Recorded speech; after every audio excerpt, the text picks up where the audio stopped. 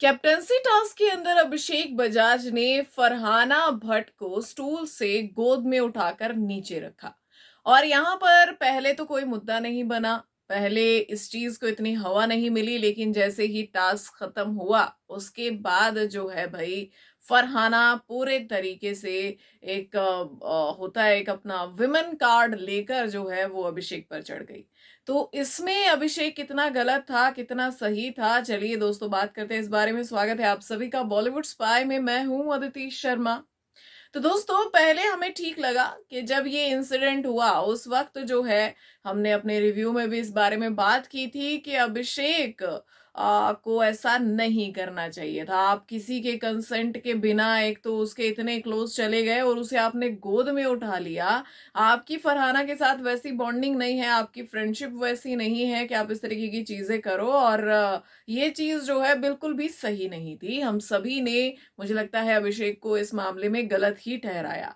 लेकिन सबसे पहली चीज तो जिस वक्त जो है फरहाना को अभिषेक ने उठाया, उस वक्त एक तो बहुत ज्यादा प्रेशर उनके दोस्तों का आ रहा था कि हटा इसको, हटा इसको, हटा इसको। तो भाई एक तो ये फ्लो में हुआ टास्क के, यहाँ पे टास्क चल रहा था और बसीर उनको कुछ करना ही नहीं दे रहा था, तो वो फ्लो में वो चीज निकली। पहली बात यहाँ पर है इंटेंशंस की, तो कोई बैड इंटेंशन नहीं थी, वो साफ तौर पर दिख रहा था। और जिस वक्त जो है उठाया गया उस वक्त फरहाना भी हंस ही रही थी। जब उनको रखा नीचे और जिसके बाद वो वापस फिर स्टूल पर आई और जब नेहल वहां से चिल्लाने लगी कि ये तो नहीं होना चाहिए, ये तो गलत है, ये तो गलत है, तो यहां पर भाई ये साफ नजर आया कि फरहाना की भी उसके बाद सनक गई।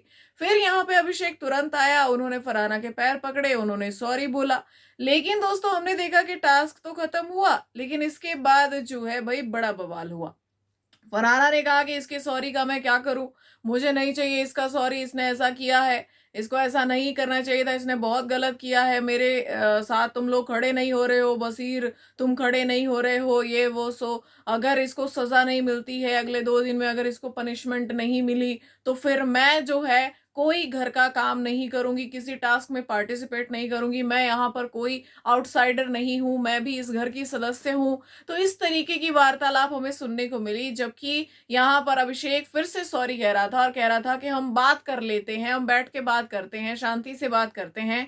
लेकिन बात तो तब हो जब सामने वाले को बात करनी हो। यहाँ पर साफ तौर पे नजर आया कि फरहाना को अब एक और नया मुद्दा मिल गया था और उन्होंने उस चीज को खींच दिया। लेकिन दोस्तों सारी चीजें हुई, हमने कहा कि अभिषेक ने भी गलत किया, लेकिन उसको गलती का एहसास भी तुरंत हुआ और उसने जाकर पैर पकड़े, माफी मांगी। इंटेंशंस की बात करें तो इंटेंशंस खराब थी ही नहीं, शुरू से लेके एंड तक।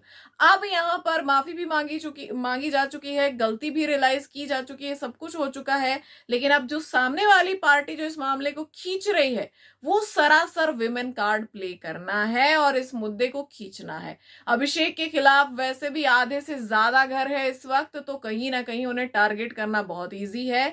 लेकिन अब वीकेंड का वार में इस पर फैसला क्या होगा ये भी देखना इंटरेस्टिंग होगा, क्योंकि जिस वक्त ये चीज हुई थी उस वक्त तो फरहाना भी हंस रही थी, बाद में जाकर ये मुद्दा उठा है, तो क्या फैसला अभिषेक के पक्ष में आएगा या फरहाना के, देखते हैं।